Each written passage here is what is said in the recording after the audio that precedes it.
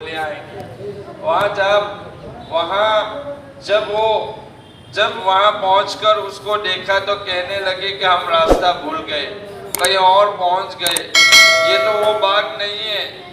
لیکن جب قرائن سے اندازے سے معلوم ہوا کہ یہ وہی باغ ہے تو کہنے لگے کہ ہماری قسمت ہی پھوٹ گئی۔ ان میں جو ایک آدمی تھا کس قدر نیک تھا، لیکن عمل میں اس کا شریک حال تھا، کہنے لگا کہ میں نے تم سے کہا نہ تھا کہ ایسی بدنیتی نہ کرو کہ غریبوں کو دینے سے برکت ہوتی ہے۔ اب اللہ کی پاکی کیوں نہیں بیان کرتے، یعنی توبہ و استغفار کرو۔ وہ باغ والے کہنے لگا ہمارا پروردگار پاک ہے، بے شک ہم قصوروار ہیں۔ پھر ایک دوسرے کو الزام دینے لگے، جیسا کہ عام طور سے عادت ہے کہ جب کوئی کام بگڑ جائے تو ہر ایک دوسرے کو قصوروار بتاتا ہے، طرد لیجے تھیو، ہر ایک دوسرے کو قصوروار بتاتا ہے۔ پھر سب کے سب کہنے لگے کہ بے شک ہم سب ہی حد سے تجاوز کرنے والے تھے، کسی ایک پر الزام نہیں ہے، سب کی یہی صلاح تھی، سب مل کر توبہ کرو، اس کی برکت سے شاید ہمارا پروردگار ہم کو اس سے اچھا باغ دے دے۔ اب ہم توبہ کرتے ہیں۔ اس کے بعد اللہ جل جلالہ نے تنبیہ کے طور پر فرماتے ہیں کہ اسی طرح دنیا کا عذاب ہوا کرتا ہے کہ ہم بدنیتی سے چیز ہی فنا کر دیتے ہیں اور آخرت کا عذاب اس سے بھی بڑھ کر ہے۔ کیا اچھا ہوتا کہ یہ لوگ اس بات کو جان لیتے۔ یعنی اللہ نے یہ جو تھے باغ والے، اللہ تعالیٰ نے ان کو بہت سے پھل کے درخت دیے تھے، لیکن ان لوگوں نے جو ہے بدنیتی کی، برا ارادہ کیا کہ اس مرتبہ ہے نا محتاج لوگوں کو ہم نہیں دیں گے، آم کیری آئے گی، آم آئے گا تو وہ آم ہم لوگوں کو نہیں دیں گے، بلکہ رات کو ہی ہم وہ آم توڑ کر گھر لے آئیں گے تاکہ محتاج لوگ وہاں دیکھیں گے کہ بھئی کچھ نہیں ہے۔ انہوں نے ایسی بدنیتی کی، رات میں یہ نیت کی، اللہ تعالیٰ نے صبح آنے سے پہلے اس باغ پر ایسا عذاب بھیجا، تمام باغ جو ہے برباد ہو گئے، جو کیری آم وغیرہ سب خراب ہو گئے، سب برباد ہو گیا۔ تو جو آدمی ایسی بخیلی کرتا ہے اللہ تعالیٰ جو ہے ایسا ان پر عذاب بھیجتا ہے، ان کے باغ کو تباہ اور برباد کر دیتا ہے۔ اس لیے جو بھی آدمی اچھی نیت کرتا ہے تو اللہ اس میں برکت دیتا ہے، اور اگر غریب اور محتاج لوگوں سے مال روکنے کی نیت کرتا ہے تو اللہ تعالیٰ اس کے مال کو ہی تباہ اور برباد کر دیتا ہے۔ یہ بڑی عبرت کا قصہ ہے جو ان آیات میں ذکر فرمایا ہے۔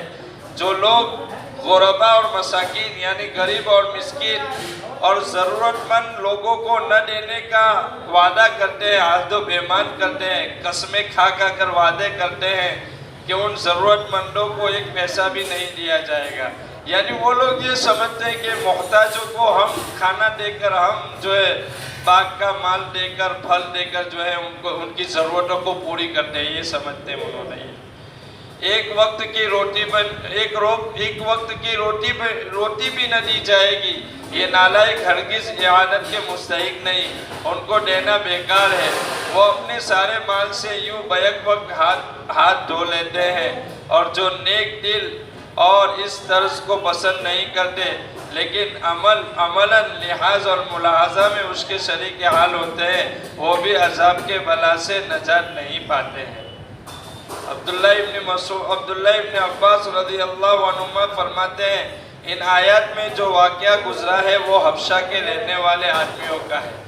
حبشہ کے رہنے والے آدمی تھے، ان کا باپ ایک بہت بڑا، ان کے باپ کا ایک بہت بڑا باغ تھا، وہ اس میں سے مانگنے والوں کو بھی دیا کرتا تھا۔ ان کا باپ نیک تھا تو محتاجوں کو بھی اس باغ میں سے دیا کرتا تھا۔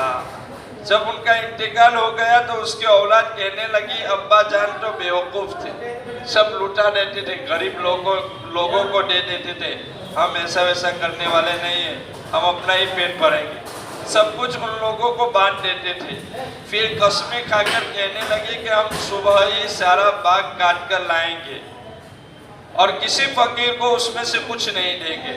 हज़रत कतादा कहते हैं कि उस बाग के मालिक बड़े मियाँ का दस्तूर था, यानी वो उन लोगों का जो बाप था वो बड़ा नेक था। उनका कायदा और कानून ये था कि उसकी पैदावार में से अपना 1 साल का खर्चा रखकर बाकी सबका सब अल्लाह के रास्ते में खर्च कर दे।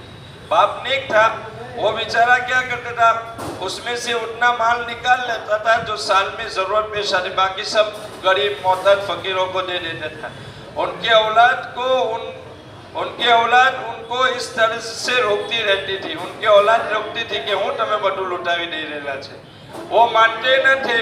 जब उनका इंतकाल हुआ तो उनकी औलाद ने ये कोशिश की कि जो ऊपर जिक्र की गई कि सारा का सारा माल रोक ले, किसी गरीब को कुछ न दे। सईद इब्न जुबैर रहमतुल्लाह अलैह कहते हैं कि ये बाग यमन में था। उस जगह का नाम ज़रवान था जो यमन के मशहूर शहर सनआ से 6 मील था। इब्न जुरैज रहमतुल्लाह अलैह कहते हैं कि वो अज़ाब जो इस बाग पर मुसल्लत हुआ, जहन्नम की घाटी से एक आग निकली जो उस पर फिर गई। जहन्नम की आग की घाटी निकली और उस बाग पर फिर गई, सारे फल जो है चल गए। मुजाहिद कहते हैं कि ये बाग अंगूर का था, अंगूर का बाग था। उनका बाप बेचारा नेक आदमी था।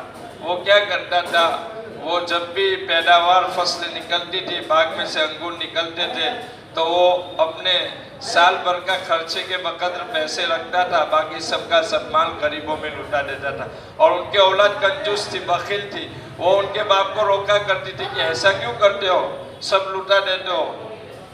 तो उनका बाप जब मर गया तो उन लोगों ने, औलाद ने सोचा कि आपरो बाप तो बेवकूफ तो બધું લૂંટાવી દેતો, તો ગરીબને દે દેતો, એવું કંઈ કરવાનું થતું નથી। આ બાગ છે ને, રાતે રાત આપણે સવારે જઈને બધા ફળ અંગૂર છે જે લઈ આવું ને મોહતાજોને ફકીરને કહી દેવાનું થતું નથી આ વખતે। એટલે અલ્લાહ એની બદનિયતી પર એને ફેસલો કીધો ને અલ્લાહે જહન્નમનો અઝાબ આગ મોકલી બધો બાગને જલાવી ખાક કરી દીધો।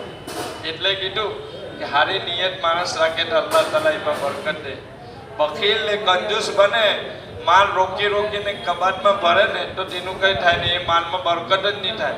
હે બીમારીમાં જાય, હે એક્સિડન્ટમાં જાય, કોર્ટ કચેરીમાં જાય। હે અલ્લાહ તાલા એનો રસ્તો કાઢી નાખે। તું ખર્ચ નહીં કરે, માલનો હુકુક અદા નહીં કરે તો હવે આવું જ થાય તારા માલ હાથે, સમજાય?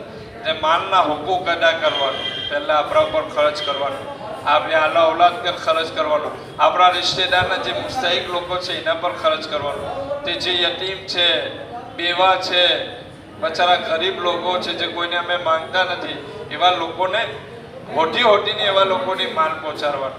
આજે છે ને દુનિયાના અંદર ઝકાત સહી માનામાં અદા નથી થઈ રહેલી, એટલે જ આપણા મુસલમાનોના અંદર ગરીબી વધી રહેલી છે।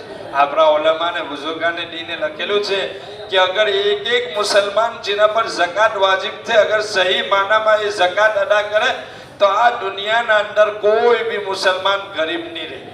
हर एक मुसलमान साहिब इस्तिताअत बनी जाए, एनी जरूरतों पूरी थी जाए।